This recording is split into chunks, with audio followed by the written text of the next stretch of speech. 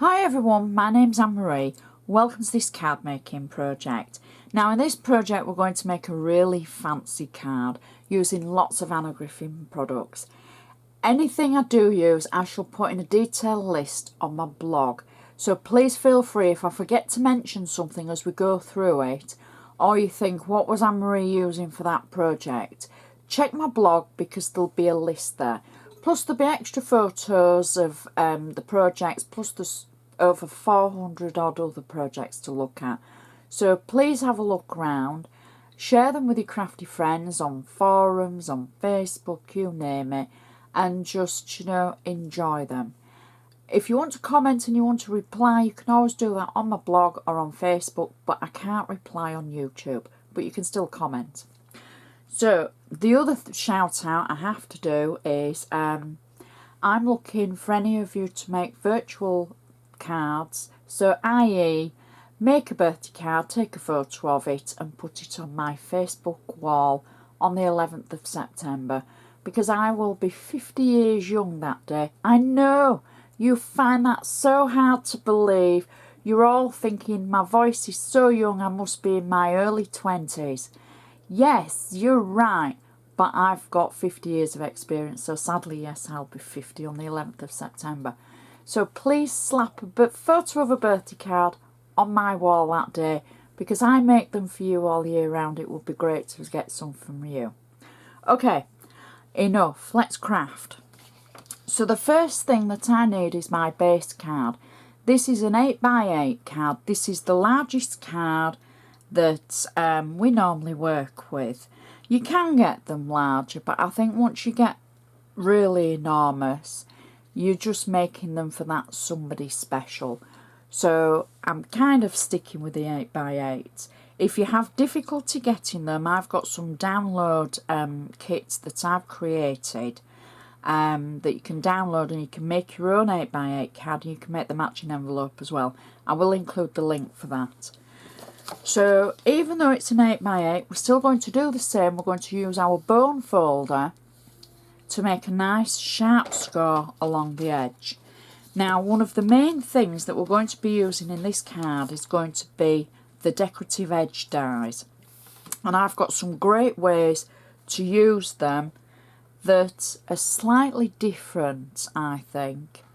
So we're going to use some for the inside and some for the outside. Now, the first thing I've done is I've cut a layer, and it was double-sided cardstock. It was from the Cricket double-sided collection that Anna has. Lots of cardstock with lots of great patterns on it. I've used, now this is an old birthday stamp that I've had from one of Anna's collections, and I just wanted the two words in a straight line to go kind of round a square.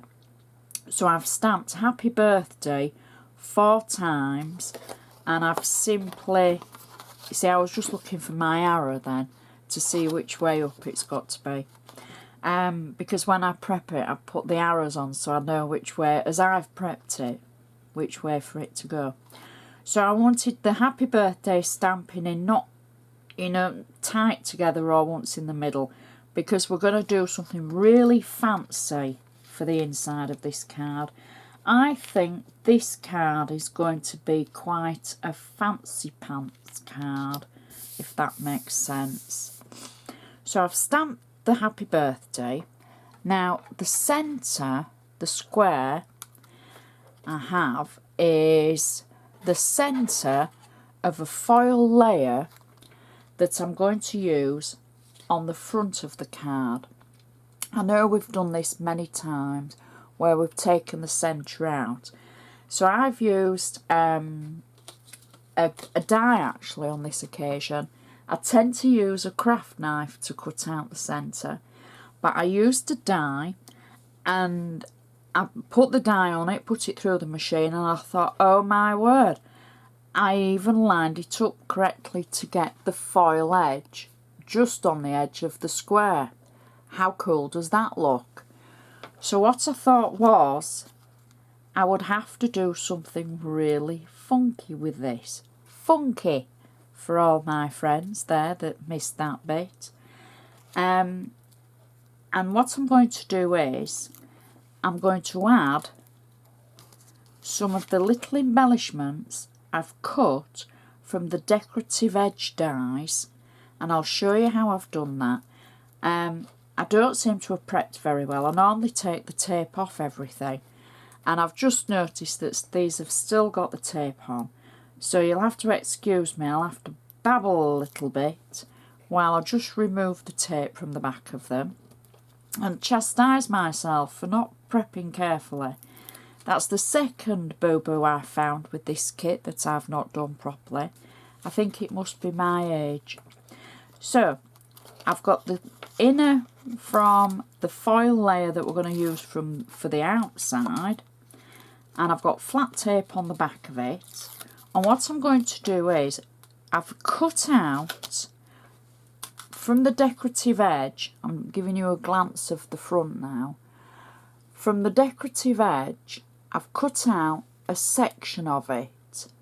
So I've cut out this section to give me this pattern. Can you see? I've taken it away because, you know, once you buy the dies and you cut them yourself, it's up to you what you do with them. You know, you can do whatever you like. Now, I've cut this, and I was thinking, oh, we can do that there, or we can do that there. We can do it, use it in so many different places, just to get something a little bit fancy for our edge. So I'm taking it right up to that last section, and I'm simply slotting it over the corner of the square, just so they all sit nicely, and then they will go so well into the centre of our card. And that will be the centre panel that people would maybe write on, maybe add an extra sentiment, and I'm just stuck to it now. Oh, there we go, that's better. And I'm going to pop that through the middle, and now you can see why I've stamped in the 4 places just around the edge of the square, and that is the insert that's going to match the outside so perfectly. Oh, it sings. I don't, but that does. Look how cool that looks. So that just that little bit of fanciness from the decorative edges makes it stand out so well. So I'm just going to literally use my bone folder again to score on the side of the card, just to make sure it's nice and sharp. And I'm going to add the first layer on the card. Now you'll have to excuse the noise outside, but a neighbour is having some work done and it's quite loud, so I should shout, I was here first, I was filming first, shush. So that is our first layer. There we go, and it stopped banging as well, so they must have heard me. So our first layer is double-sided cardstock, and it was from the Cricut double-sided cardstock collection. Now, just because it says Cricut double-sided cardstock doesn't mean to say it can only be used for the Cricut. You can use it for any of your card or scrapbooking projects, any of your paper projects. So that's our first layer. Now I've cut out and die cut 4 long edges from the Decorative Edges collection from Anna. And I've actually used pearl drops just on the tips of them, and I'm going to add them across all 4 corners of all 4 sides of the card, like so. And I'm going to try and butt them up to the edge as much as I can. There we go. And I'm going to simply turn the card just so I can see. Oh, I think I might be going to sneeze. Oh, sorry. No, luckily it's passed. Okay, so now we do the two side sections. Now, I'm not taking a great deal of care with these, but I am just making sure they're on the edge. I'm not kind of marrying them up with the corners or anything. So there we go. So that's all four of our corners. Just make sure I'm the right way around still.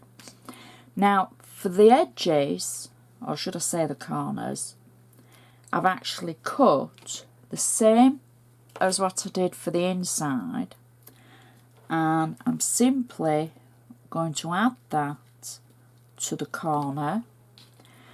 I've added the pearl drops to these as well, and marrying them up and pressing them down. There we go. And there was quite a lot of die cutting for this project. I don't want to sort of say, oh, there was only a couple of things. There was quite a lot because I had to make all the edges. There was 8, if not 9, of the edges to cut out. So that's the base of it, where we've married up the corners with the edges, and it looks like it's an entire frame now. Next, we've got the foil layer that we've cut out and used the centre for the inside, if you remember me showing you that earlier. And I've also used some of the double-sided cardstock, again from the Cricut cardstock, and it was a lattice pattern.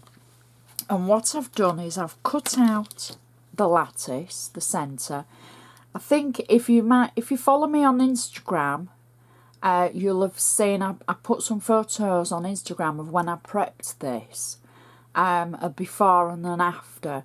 So have a look for Anne-Marie Vaux on Instagram and follow me there, because you know I'm going to start try and build that up and show you more photos of kind of not behind the scenes but the prep work, and you know maybe the steps that go into it, if there's a couple of steps that you might need to see. So I've cut the lattice out, and all I'm going to do is for the back of the foil frame I've got 3D foam round the edge, but I've got flat tape through the centre, and I want to place the lattice across the inside so that it's going to pick it up through the frame. Now you can see on the back of the lattice I've actually got 3D foam as well. That's just going to help it stand proud on the card when we put it on there. So then I can add the frame and everything to the card over the top of our lace edge, our decorative edge. So it kind of makes it look like a doily finish. And maybe Anne-Marie should try and get her frame straight. That would look a bit better. There we go. See, being pedantic. There we go. Press it down. Next, now the next bit is kind of on the hoof because I'm going to need my liquid glue. So I'm just going to take the lid off.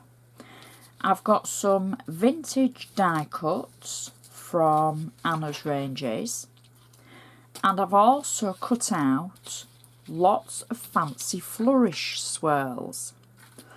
So I'm going to add some of the fancy Flourish swirls, and I'm just going to add a little dot of glue on the back of the Flourish fancy Flourishes, because I'm going to add and layer them, but I'm just going to add using flat glue, mainly because my second boo-boo of prepping this was not adding 3D foam on the back of the flowers.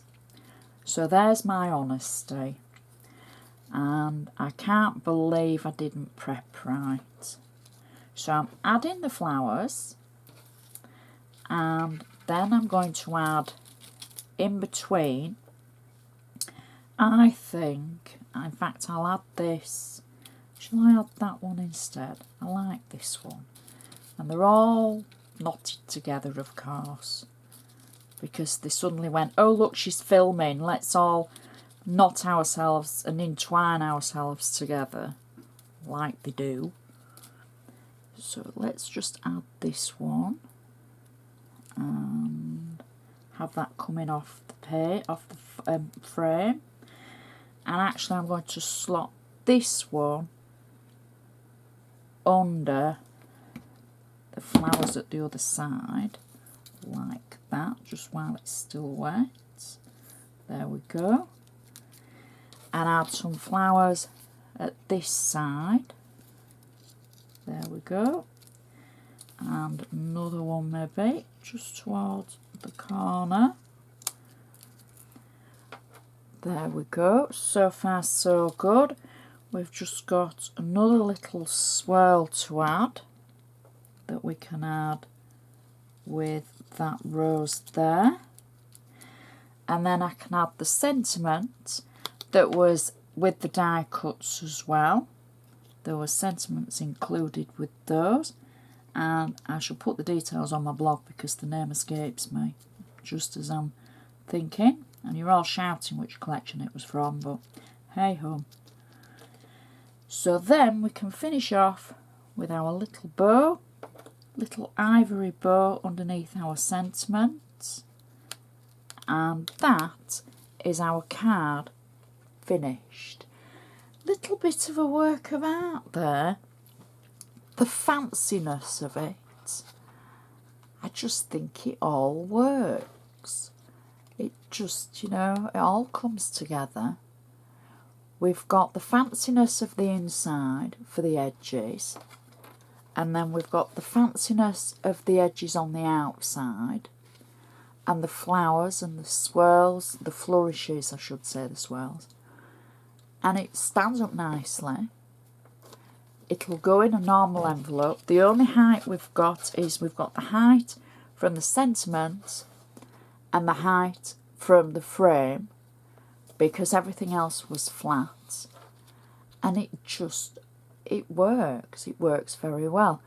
I love the colour of the flowers against the gold and the foil with the fancy flourishes, the ivory and the burgundy, because that's glitter cardstock. I don't know whether I mentioned that or not.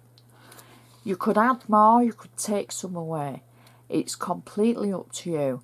I think this project with the actual edge dies just makes it stand out so much, because it's showing you a different way to use the edge dies. And they're beautiful, they really are. I do hope you've enjoyed watching. Please share any of my projects with your crafty friends. I know we've gone on a little bit for this one, so you should have had a cup of tea and taken your slippers off to watch this one. But, you know, I hope you've enjoyed it. So I'd just like to say thank you so much for watching, and I shall see you next time.